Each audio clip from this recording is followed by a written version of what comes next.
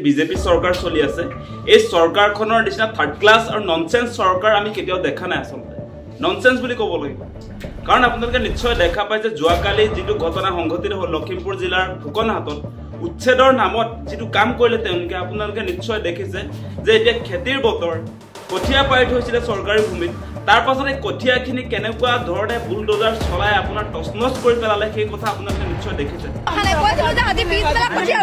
এ মণ্ডল আছে এইখিনি তেনেকুৱা কৰিছে মণ্ডল কালি ৰাতি আমি ৰাস্তা বনাবলৈ দেখা নাই ৰাতি আমি কঠিয়া এনেকুৱা নষ্ট কৰিছে ৰাস্তা বনাবলৈ দেখা ৰাস্তা মানুহ আহিব নহয় কঠিয়া আজি কৈছো যে আজি কঠিয়া এনেকুৱা কৰিছে এটা মানে অলপ কি কয় গোটেই কঠিয়া বনাই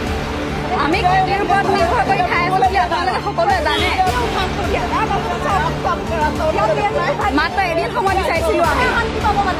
মই আগৰ ভিডিঅ' যোগেদি এনেকুৱা অমানৱীয় চৰকাৰ থাকিব পাৰে নেকি বাৰু আপোনালোকে চাওক যিখন চৰকাৰে আচলতে কৃষকৰ কাৰণে বহুত কাম কাজ কৰাৰ কথা কয় পথাৰো আমাৰ বজাৰো আমাৰ বুলি কয় এতিয়া পথাৰো আমাৰ বজাৰো আমাৰ শ্লোগান দিয়াৰ নৈতিক অধিকাৰ হিমন্ত বিশ্ব শৰ্মাৰ আছে নেকি সেই কথাটো কওক আপোনালোকে কালি আপোনালোকে নিশ্চয় দেখা পালে এটা হৃদয় বিদাৰক আচলতে ঘটনা যে গুনগুন চেতিয়া নামৰ এগৰাকী ছোৱালীয়ে তেওঁ ভিডিঅ' প্ৰস্তুত কৰিছে তেওঁলোকে কঠিয়াটো খিচি থৈছিলে চৰকাৰী মাটি তেওঁলোকে এদিন সময় বিচাৰিছিলে এদিন সময় এতিয়া চৰকাৰে দিব নোৱাৰে জাতি মাটি ভেটি চৰকাৰ এনেকুৱা নেকি আজি খিলঞ্জীয়া মানুহক এদিন দিব নোৱাৰে সময় চৰকাৰী ভূমিত তেওঁলোকে যেনিবা আপোনাৰ কঠিয়াটো পাৰিলে তাৰ পাছত কঠিয়া উঠাই আছিলে ৰাতি দিন তেওঁলোকে কঠিয়া উঠাই আছিলে তেওঁলোকৰ কথা নুশুনি তেওঁলোকে এদিন সময় বিচাৰিছিলে তাৰ পাছতো কিন্তু চৰকাৰ প্ৰশাসনে লখিমপুৰ জিলা প্ৰশাসনে গুনগুন চেতিয়াৰ পৰিয়ালৰ কথা নুশুনিলে বুলডোজাৰ চলাই দিলে কঠিয়াৰ ওপৰত এনেকুৱা অমানৱীয় চৰকাৰ থাকিব পাৰে নেকি মানে ভিডিঅ'টো দেখাৰ পাছত আমি খঙত জ্বলি আছো আচলতে গতিকে হিমন্ত বিশ্ব শৰ্মাৰ স্পষ্ট কথা আপোনাৰ জাতি মাটিৰ শ্লোগান যে ভুৱা সেই কথাটো আজি স্পষ্ট আপুনি নিদিব তেনেকুৱা শ্লোগান আজি আপোনালোকে এদিন সময় নিদিয়ে থলুৱা মানুহক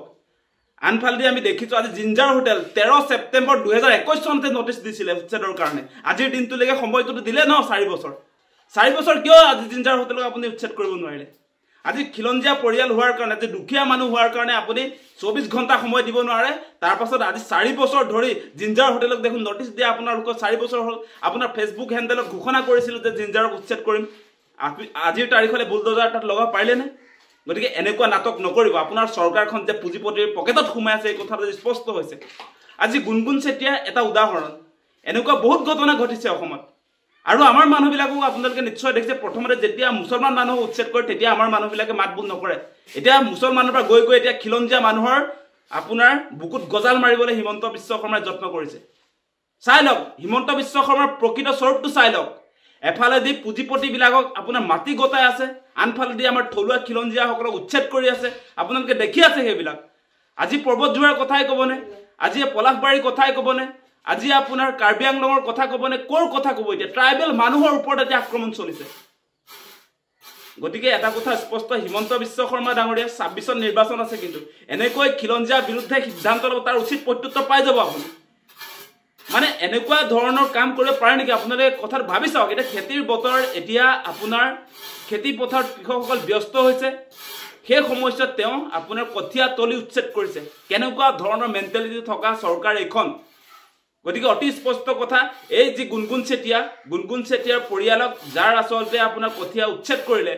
তেওঁলোকক উচিত ক্ষতিপূৰণৰ ব্যৱস্থা কৰক আৰু এনেকৈ ফটোৱা কাম কেতিয়াও নকৰিব সেই কথা সকীয়াই দিছো